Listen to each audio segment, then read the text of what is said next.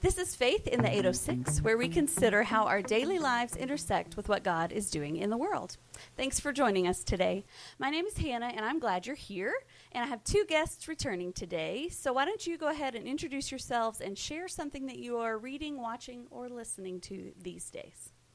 Hello, everyone. This is Micah Beesbore, and Tara and I just started the new series Paradise. So if you haven't seen that yet, look it up, find out where you can watch it, and watch it. It's actually pretty captivating. It's been interesting. I'm Gabby Brandner, and I am really excited right now about Survivor Season 50. So there's only one episode out, but that's what I'm watching. So there's 50 survivors now? There's, I guess, less than that technically. You have a 2-time winner, so. Oh, right. A little bit less. If it's Survivor 50, because they haven't been running for 50 years. Right. They do 2 seasons a year. Christmas tradition season. They have the Yes. Tropical Island. You watch that? Is it I good? love Survivor. It's so good. This is a returning player season, so a lot of old people on it.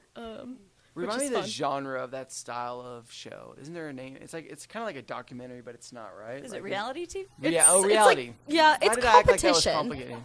Because it's Yeah. different. Like, you have reality TV. I feel like you think of, like, crazy dramas, right? And then you have, like, a competition TV show. The It Wives feels of whatever. different. Yeah. Yeah. The That's Housewives what of Hannah Amarillo. watches. Do we have one of those? Housewives of 806. We're starting that if you'd like to audition. Oh, boy. I'm not a huge fan of reality TV, I'll say. I don't watch it. You guys are missing out. I feel that way. You have something to look forward to. And if you have multiple shows, you have something to look forward to watch every day. It's perfect. There you go. Especially when there's 50 seasons in 3 years. Exactly. It's a lot. Okay, so this is probably true of most places, but here in Texas, since this is Faith in the 806, here in Texas we have a lot of strange sayings that unless you grew up here, they don't make sense to you. So have y'all encountered any of these? Absolutely. Yes. Yeah. Yeah, you share first. I got a couple. This isn't specifically to Amarillo, but I had never heard someone say fixin' until I moved here. Like, I'm fixin' to go out of town. Never actually heard someone say that. I thought that was made up. It's a good one. And then this is more Texas as a whole, but I've had a lot of people say to me, like, you weren't born here, but you got here as fast as you could. That's true. Yeah. That's a good one. Yeah, I don't know if it was Steve Rogers or not. He's like the king of idioms, if you know Steve Rogers here in the 806. But I was having lunch with him, and I think it was him that said, because I had to look it up, because I was like, I never heard that before, all hats, no cattle. You heard that one before? Yeah. And so I had to look that up and go, oh, that's a good saying, you know? So I like that one. And then arguably the greatest euphemism of all time, that is deeply offensive and deeply beautiful at the same time. Bless your heart. So true. You can pack a lot into those. There's so much. I thought about doing a sermon series. Like each week it's a different bless your heart. It's really good. You know, Steve can come up with some that I've never heard, and I've lived here all my life. He's the king. One time he said something about, I don't want to be the skunk at the picnic, but you know, he then shared whatever he was sharing. Bless your heart, That's a good one, yeah, but bless your heart, yeah. There were a lot of things that I learned from my grandmothers, and then I would use them in regular conversation, and everybody goes, huh? And so I quickly learned those were... Well, give us one. You got to share us Well, one. we talked about getting grit in your craw. Have you ever heard of that? Grit No. in your... I'm afraid to ask. I don't want to ask. You get something, if you get grit in your craw, or something stuck in your Sunday goozle. That's one that my grandmother said. That's when, like, they'll tickle in your throat. Something stuck in your Sunday goozle. So anyway, it's good stuff. I'm not doing a sermon series on that. Well, I think you should. What about where y'all came from? Did y'all have things? Is this just a Texas thing? No, Cincinnati is fully normal. Nothing weird happens there ever. It's fair. Yeah. It's true about California as well. Mm-hmm. You guys are the weird ones. You guys, That's bless fair. your hearts. You mean y'all. Bless y'all's. Bless y'all's hearts. There over you go. Bless you guys' hearts. Well, if you're not going to disclose what y'all said in your states, we'll move on. We left those behind. That's why we're here. Okay. Exactly. Okay. Well, we're glad you're here. We You moved got here here as fast as you could. Perfect.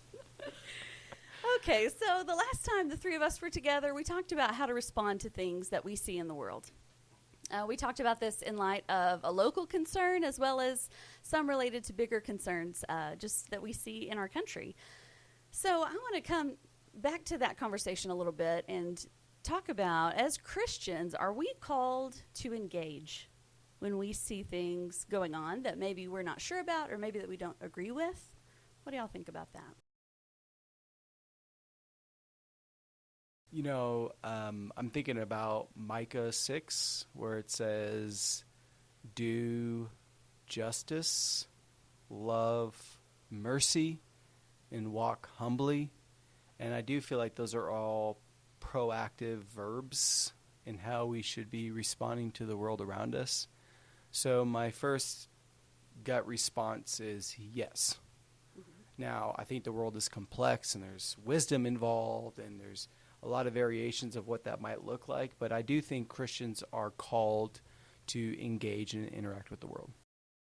Yeah, I think the danger is when we try not to be involved in everything, that we try to put our faith in a box and we try to say, well, that we don't need to involve God with that. That's something separate. And that's what you get. That's where you get into the what do they call it? A Sunday morning faith, where you have your Christian persona that you put on one day a week when you're in the church building or twice a week, and you allow your faith to not saturate every part of your life. And I think it's important to recognize that God has something to say about everything we experience and everything we encounter. Now, again, you have to use wisdom there to know when you do speak up and when you shouldn't, because there are so many events in the world and so many things overwhelming us. But I think it's important to recognize where God is at in easy and in hard situations. Yeah, I think we live in a time right now that if you felt compelled to speak into everything, which I do see people do that, especially on like Facebook and social media, then you're going to be overly consumed and busy because there's constantly something going on that you could respond to. And so I do think there is an extreme version that is more reactionary that I think fails to share and witness who Christ is. But to be fair, and maybe this is where I'm at, sometimes because there's so much going on, I feel stuck and I'm almost neutralized where maybe I do need to be doing something and I do need, to figure out what that is, especially me being somebody who preaches every Sunday who has a voice and who has influence. But it's hard to know what that is because you're seeing on so many sides and ways. You're like, okay, but what's the thoughtful, spirit-led, gospel-centered approach that really points people to the way of Christ? And that's a challenge right now, I think. So I struggle with that because, of course, I feel compelled. But just because someone says, hey, if you're going to a church right now that's not doing this or your preacher's not saying this, which I've seen that a few times, like I want to say to those posts, yeah, that person has no idea what it means to minister to a church because it's a little more complex than that. Now, can you be overly cautious? Yes.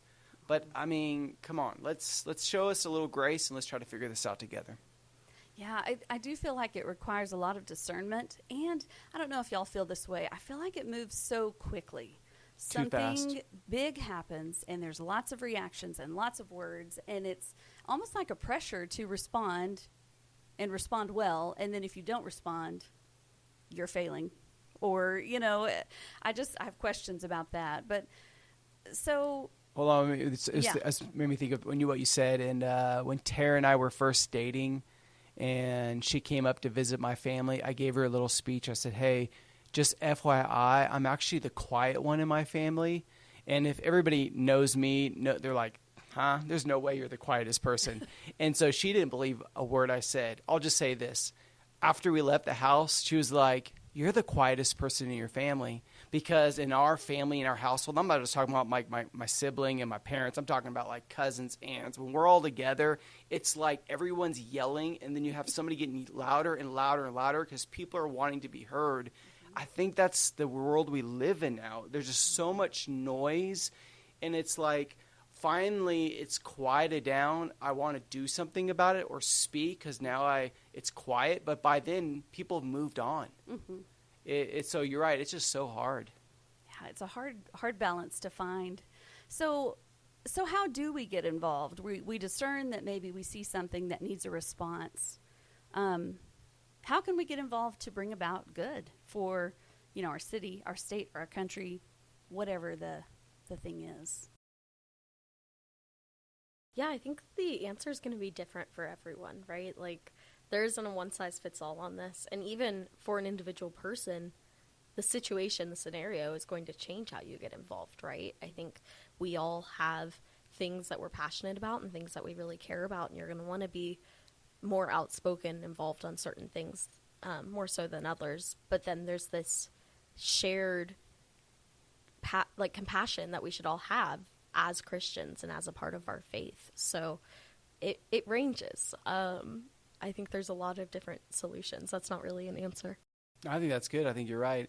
I'm thinking politics, and my thing about politics is I think most people have a very narrow definition of politics, and we have narrowed politics to be a few things: voting,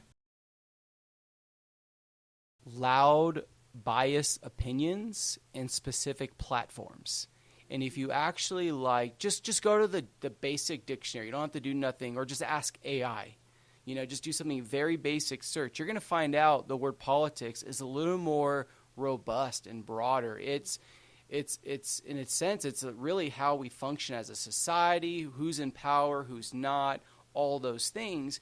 And so to say Jesus was not political is accurate in the sense Jesus would not have been political in the American sense.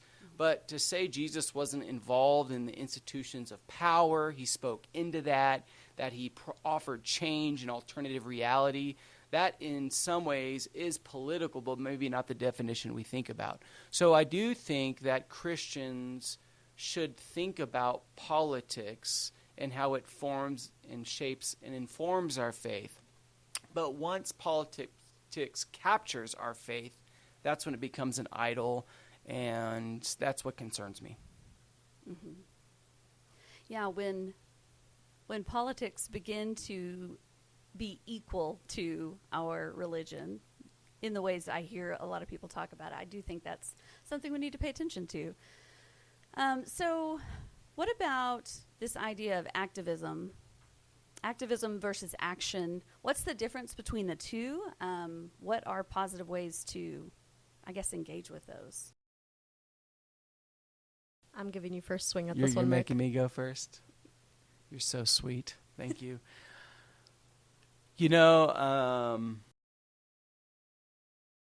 First I want to say I don't think there's nothing wrong with either one of those words, except for how are those words rooted.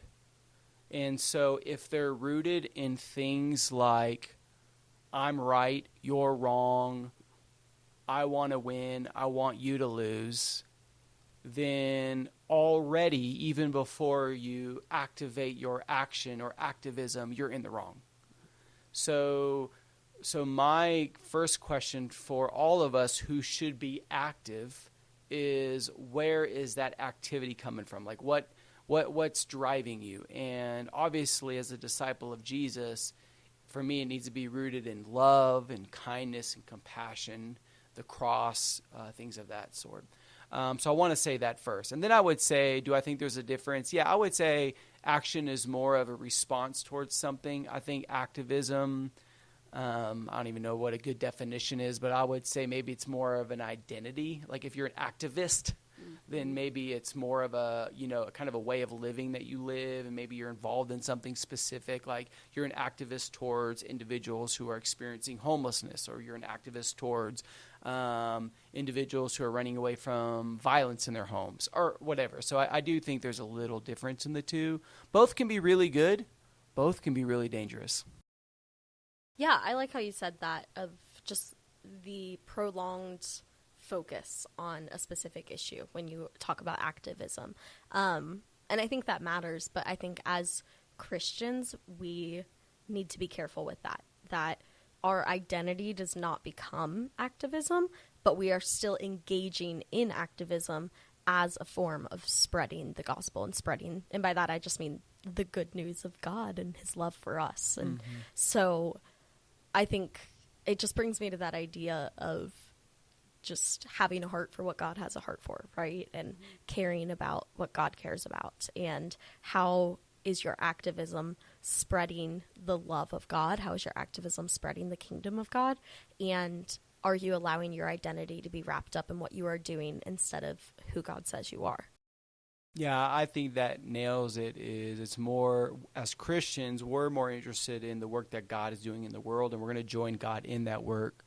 I'm thinking about Matthew 25 and the story of the goats and the sheep, or in the story of or even more specifically, Jesus says, you didn't, I was naked, but you didn't clothe me. I was hungry, but you didn't feed me.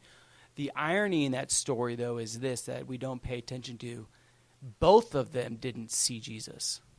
So even those who fed, even those who offered clothing, still didn't see Jesus. I'm not saying that in a negative way, but I do think as much it is about being pro-justice and mercy and action and helping others, I also think there's another step to this, and I think that goes back to what you're saying, is how are we seeing God work in this world? Are we seeing Christ in others? Are we seeing people the way God sees people? So I do think there's another step to this than just simply being proactive, though I think that's a good step. You said earlier, I think a lot of times we make it about winning. Like, it is this way, not that way. And we make it such a dualistic approach that I think that gets us in trouble a lot. And it removes the humanity from people when I view someone else as wrong and other. Like you said, I'm not recognizing God in them. Even if I disagree with them, God is still in them.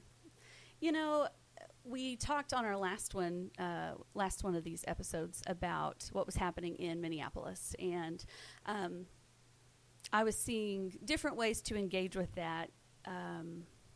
One of them was contacting your senators and asking for different legislation that would help limit some of ICE's actions, if that's something that you were disagreeing with. How are those things, are those helpful ways to get involved? Are there other ways that we could consider? It's an interesting question. I'm going to try to say this in a cohesive way, because there are some actions that we take that are small actions, right? And realistically, me posting something on my Instagram story, right, is not going to change the course of the country and our stance on an issue. And me being one voice calling my senator may not cause my senator to change their stance on a bill. So it, for me, can be really easy for those things to seem unproductive and seem like a waste of my time. But then that, when I start thinking that way, it instills this sense of hopelessness in me of there's nothing I can do. I can't make any difference whatsoever. And I mean, the truth is, yes, I cannot do anything that's going to change this complex, widespread issue, right?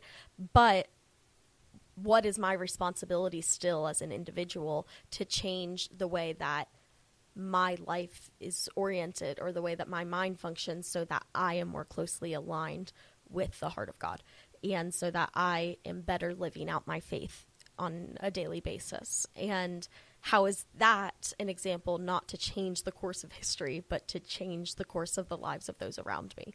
And so I do think we have a responsibility to do that. And I'm not sure that for everyone the answer is call your senator.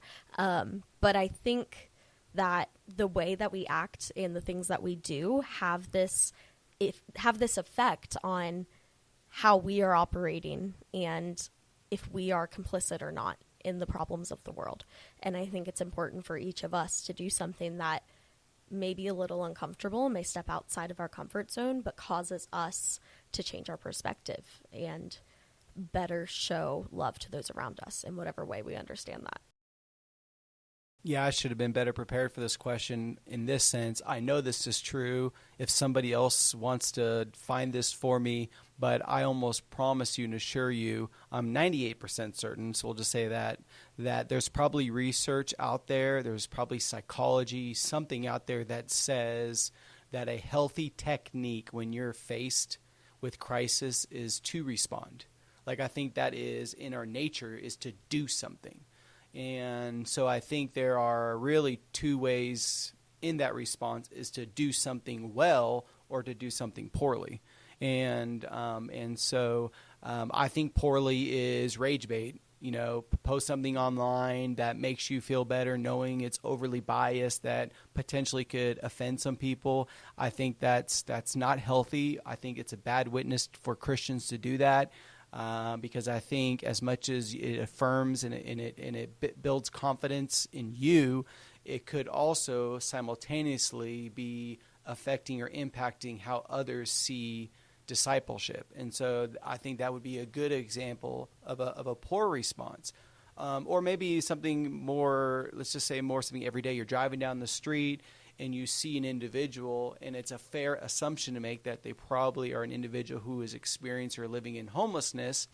You could either react in a way that is hurtful and angry and judgmental and talk to people about it or whatever it may be, or you could go find the nearest nonprofit that's serving individuals and maybe just for one night help serve soup that night. And so I do think there are ways that we should be responsive. And I don't think this is rocket science. I actually think, at least as Christians, we can read the Bible and find some pretty good, solid, practical ways to help people when crisis hits. Mm-hmm. I love that. You know, that makes me think about when we come together as a church, we are hopefully a group of diverse individuals with lots of different viewpoints and ideas and even hopes for life sometimes. So the way that we come together and the way that we try to balance all of those things, I think is pretty important. So does this translate to our churches, the way that we engage with the world? Yeah, I think, and this kind of goes back to what I said earlier, and for those of you who live in the Amarillo area, we're staff at Central Church of Christ, and for all purposes, and I know this gets complex, we're a pretty diverse church when it comes to theology, even politics. I have lunch with members and others who have all a variety of views. And so it's hard because we don't want to isolate certain people and hurt other people because we feel like we have to be responsive in a certain way. But then at the same time, we don't want to do nothing because we do feel called as Christians in a healthy way to interact and engage with our world. And so, I just want to name that and just say, yeah, this is hard, and how to do it in a fruitful way without isolating or telling somebody, whether overtly or passively, they're not a real Christian because of the way they see something or for whatever it is. And so, like, I don't know, I think there needs to be some thoughtful listening by churches. I think churches have an obligation to have conversations that might be, for lack of a better word, controversial, not for controversial sake, but just teaches us about things like civility, good, thoughtful discourse, how to study and research something when you look online, teach yourselves, teach the community what it looks like to value that.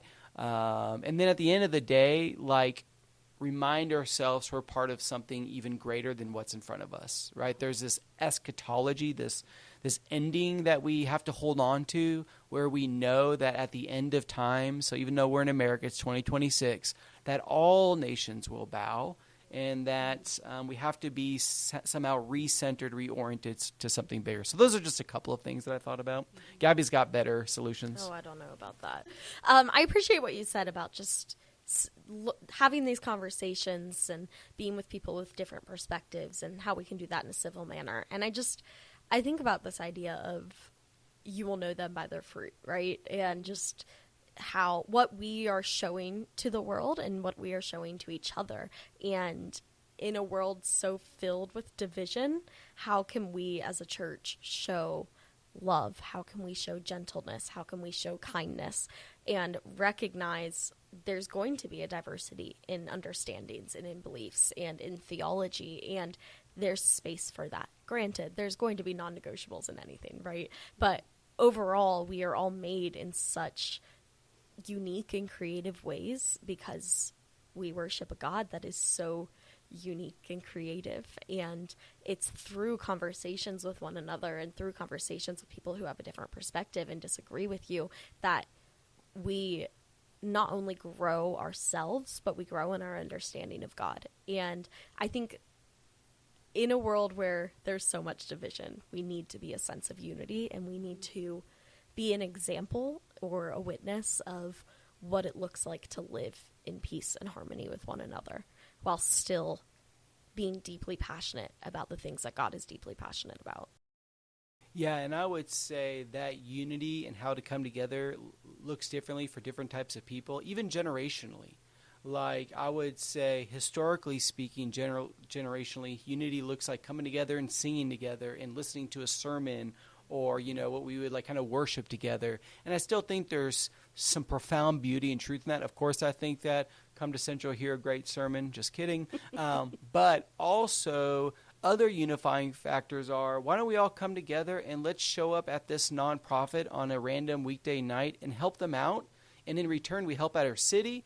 And in return, what we're going to find out, we're going to help ourselves, because we're going to be like, wow, I just got exposed to a world that often I don't see, and that was important for me to be a part of that. I brought my kids along in that. And so I do think unity, not just in the sense of like cognitive or emotional, but even going back to this kind of your original topic, responsive unity. Let's think about actions that help endorse and profoundly grow the kingdom of God in the 806. I love that. Yeah, it just makes me think we need to learn not from culture, but from Jesus and the way that he engaged with the world, and pray that we can be the same. So thank y'all for joining us today for this conversation. We'll have more of these coming up soon, and we will see you next time.